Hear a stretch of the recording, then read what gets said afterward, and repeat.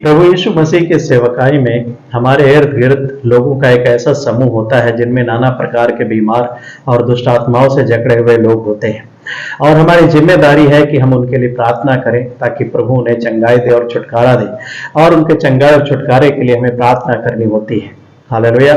क्योंकि प्रभु यीशु मसीह ने भी जब इस जगत में थे, उन्होंने जो सेवकाई किया, तब हम जानते हैं कि प्रभु यीशु मसीह लोगों को वचन सुनाता और साथ में जो उनके भीड़ उनके पीछे पीछे हो लेती थी, उनमें के बीमार जो होते थे, जो दुष्ट आत्माओं से जकड़े होते थे, प्रभु यीशु मसीह उन बीमारों को चंगा करता, दुष्ट आत्माओं को निकालता और स्वतंत्रता का प्रचार करता था। हालेलुया। तो प्रभु यीशु मसीह की सेवकाई का एक ये बहुत बड़ा हिस्सा है कि वचन की सेवकाई के साथ साथ लोगों की चंगाई और छुटकारे की भी सेवा की जाए, उनके लिए प्रार्थना की जाए। मेरे प्रियो, हम सेवक लोग जब प्रभु यीशु मसीह का सुसमाचार लेकर के जाते हैं तो ऐसे लोगों से हमारा सामना हो ही जाता है जो नाना प्रकार की बीमारियों से और दुष्ट आत्माओं से जकड़े हुए होते हैं, और हमारी जिम्मेदारी बनती है कि हम उनको वचन सुनाने के बाद उनके छुटकारे और चंगाई के लिए प्रभु से प्रार्थना करें। तो ये हमारी जिम्मेदारी है, क्योंकि प्रभु यीशु ने हमें आज्ञा दिया, अधिकार दिया। जब हम मत्ती रचित सुसमाचार उसका 10 अध्याय उसका 8 पद पढ़ते हैं, वहां पर लिखा है, प्रभु यीशु मसीह ने जब अपने प्रेरितों को, अपने चेलों को दो दो करके सेवा के लिए भेजा तो उनको अधिकार दिया और उनसे कहा कि जाओ, तुम मेरे नाम से दुष्ट आत्माओं को निकालो, बीमारों को चंगा करो, कोढ़ियों को शुद्ध करो, मुर्दों को जिलाओ। तो ये अधिकार प्रभु यीशु ने अपने लोगों को दिया। और जब प्रेरित लोग और प्रभु के चेले गए और उन्होंने वो सारे सामर्थ के काम किए जो अधिकार प्रभु यीशु ने उन्हें करने के लिए दिया था। हालेलुया। तो हमारे सेवकाई में जो प्रभु ने हमें सेवकाई सौंपी है, उसमें भी वचन की सेवकाई के साथ साथ ऐसे लोगों के लिए प्रार्थना करना जरूरी होता है जो प्रभु के साथ सामने, प्रभु के पास बड़ी उम्मीदों से आते हैं कि उनके चंगाई और छुटकारे के लिए प्रार्थना की जाए और वो अपनी तकलीफों से छूट जाए। हालेलुया। मेरे प्रियो, ये जो प्रभु का दिया हुआ अधिकार है, ये हमारे आज्ञा मानने के द्वारा, आज्ञा मानने के साथ ही पवित्र आत्मा की सामर्थ्य के भरने के साथ ही ये अधिकार हमारे पास आ जाता है। हालेलुया। तो अब हमारी जिम्मेदारी बनती है कि हम वचन की सेवकाई के साथ बीमारियों के लिए, छुटकारे और चंगाई के लिए प्रार्थना भी करें। हालेलुया। क्योंकि ये प्रभु यीशु ने ऐसा नमूना हमें दिया है।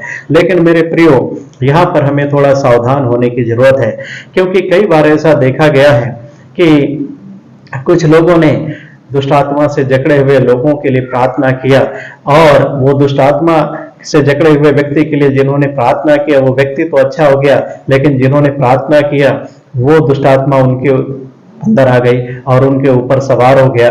जो तकलीफ उस व्यक्ति के अंदर थी वो तकलीफ से तो आजाद हो गया, लेकिन जिसने प्रार्थना किया वो उस तकलीफ से ग्रसित हो गया, वो उस रोग और बीमारी से ग्रसित हो गया। मैं अपने सेवकाई के कुछ एक अनुभव को आपके साथ बांटना चाहता हूँ। एक बार जब मैं और एक पास्टर साहब एक व्यक्ति के लिए जो दुष्ट आत्मा से जकड़ा हुआ था, बहुत ही भयानक और प्रचंड रूप में था, प्रार्थना कर रहे थे, तो एक भाई वहां पर खड़े हुए देख रहे थे और उन्होंने क्या किया, जोश में आकर के हमारे प्रार्थना करते वक्त उन्होंने आकर के जोश में प्रार्थना जोर जोर से चिल्लाना शुरू कर दिया और प्रार्थना करना शुरू कर दिया, और उन्होंने जोश में उस व्यक्ति के ऊपर जो दुष्ट आत्मा से जकड़ा हुआ था, उन्होंने हाथ रख के प्रार्थना करना, जोर जोर से चिल्लाना शुरू कर दिया।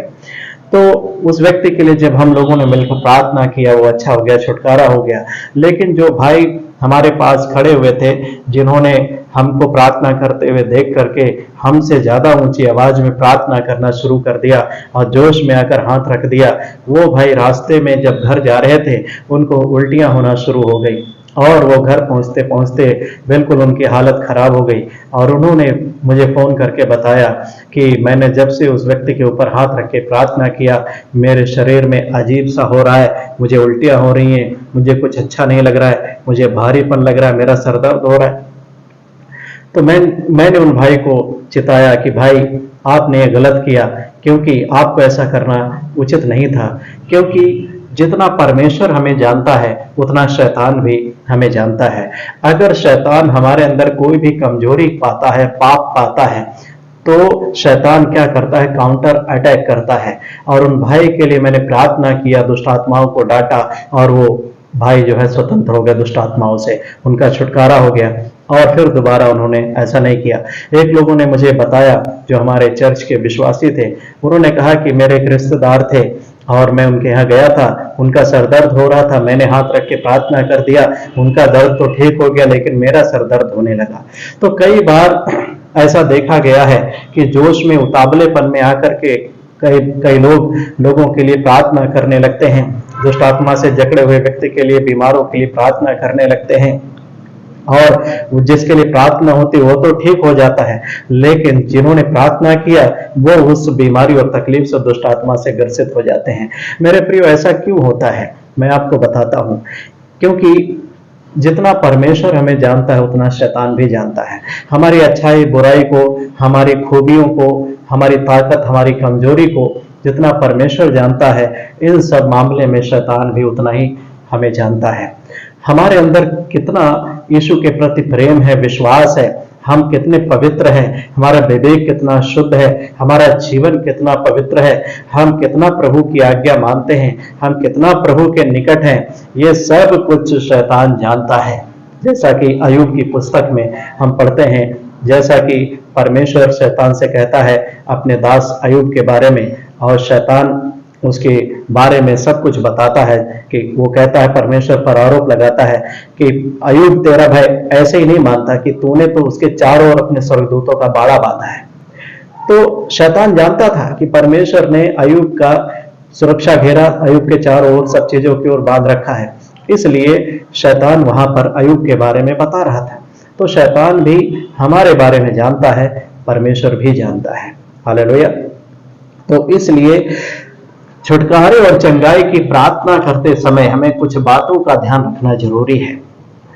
जब एक बार हम एक गांव में गए अपने एक साथी प्रचारक के साथ, तो वहां पर एक व्यक्ति जो 25 वर्ष की आयु का था, लगभग उस समय मेरी भी इतनी ही आयु थी, और वो व्यक्ति 15 दुष्ट आत्माओं से जकड़ा हुआ व्यक्ति था। और जब मैंने और उस भाई ने, मेरे साथ जो मेरा साथी प्रचारक था, हम दोनों ने मिलकर प्रार्थना किया, 2.5 घंटे युद्ध चला और उस व्यक्ति का छुटकारा हो गया और प्रभु की बड़ी महिमा। तो परमेश्वर बहुत ही अद्भुत काम करने वाला है, सामर्थी काम करने वाला परमेश्वर है।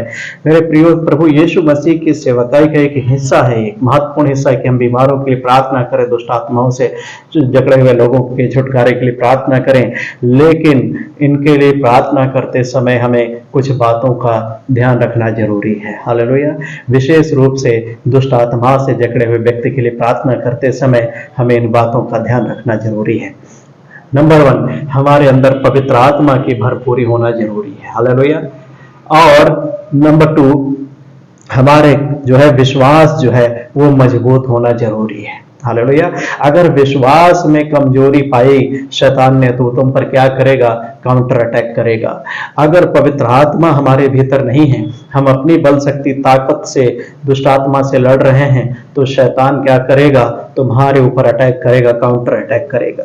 तो इसलिए हमारे अंदर पवित्र आत्मा की भरपूरी होना जरूरी है, हमारा विश्वास मजबूत होना जरूरी है। कई बार देखा गया है कि कुछ लोग दुष्ट आत्माओं के लिए प्रार्थना करते वक्त उनके अंदर एक डर आ जाता है, वो सोचने लगते हैं कहीं ऐसा ना हो कि ये दुष्ट आत्मा मुझको छोड़कर मेरे अंदर आ जाए। और जब आपके अंदर ये डर आता है, ऐसा आपके अंदर होता है, तब ये आपका विश्वास अविश्वास में बदल जाता है और दुष्ट आत्मा आपके ऊपर काउंटर अटैक कर देता है। कई बार देखा गया है कि जब ऐसे लोग घबराए और डरे और ये सोचा कि इसको छोड़कर मेरे अंदर ना आ जाए, वो सचमुच उनके साथ वैसा ही हो गया।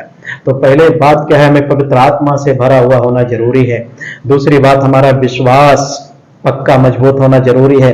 तीसरी बात, हमारा हृदय पवित्र होना जरूरी है। हालेलुया। हमारा पवित्रता का जीवन होना जरूरी है, क्योंकि हम अशुद्ध आत्मा से लड़ रहे हैं, हम दुष्ट आत्मा से लड़ रहे हैं, और उस दुष्ट और अशुद्ध आत्मा से लड़ने के लिए हमें पवित्र होना जरूरी है। हालेलुया। बिना पवित्रता, बिना पवित्र आत्मा के उस अशुद्ध आत्मा और दुष्ट आत्मा से हम नहीं लड़ सकते, उसका हम सामना मुकाबला नहीं कर सकते, उसको हम नहीं निकाल सकते। इसलिए हमें पवित्र होना जरूरी है। हालेलुया। नंबर 4, हमारे विवेक को शुद्ध होना जरूरी है। हमारे सोच विचार जो है, हमारा कॉन्सेंस जो है, वो शुद्ध होना जरूरी है। तो इसलिए दुष्ट आत्माओं से लड़ते वक्त, छुटकारे की प्रार्थना करते वक्त हमें कुछ एक बातों का ध्यान रखना जरूरी है। जो उनमें से 4 बहुत ही महत्वपूर्ण बातें हैं कि हमें पवित्र आत्मा से भरा हुआ होना जरूरी है, हमें हमारा विश्वास मजबूत होना जरूरी है, हमारा जीवन पवित्र होना जरूरी है और हमारा विवेक साफ होना जरूरी है। हालेलुया। अगर ये 4 बातें हमारे अंदर पाई गई, यीशु की उपस्थिति हमारे अंदर पाई गई, तो कोई भी दुष्ट आत्मा संसार में ऐसी नहीं है जो हमारा सामना कर सके, क्योंकि यीशु हमारी ओर से लड़ेगा। और याद रखो, ये जो दुष्ट आत्माएं हैं, जो शैतान की शक्तियां हैं, ये हारी हुई सेना है और हारी हुई सेना के साथ, हारे हुए शत्रु शैतान के साथ हमारा मुकाबला है, हमारी लड़ाई है। इसलिए हम जयवंत होंगे अगर हम इन बातों का ध्यान रखेंगे। हमारा मन साफ होगा, पवित्र होगा, विवेक साफ होगा, हमारा विश्वास मजबूत होगा और हम पवित्र आत्मा से भरे हुए होंगे, वचन से भरे हुए होंगे, तो कोई भी दुष्ट आत्मा सामना नहीं कर पाएगी, क्योंकि यीशु हमारे साथ है। Hallelujah, hallelujah. तो दुष्ट आत्मा से लड़ते वक्त, प्रार्थना करते वक्त इन बातों का जरूर ध्यान रखें। परमेश्वर आप सभी को आशीष दे। सबको जय मसीह।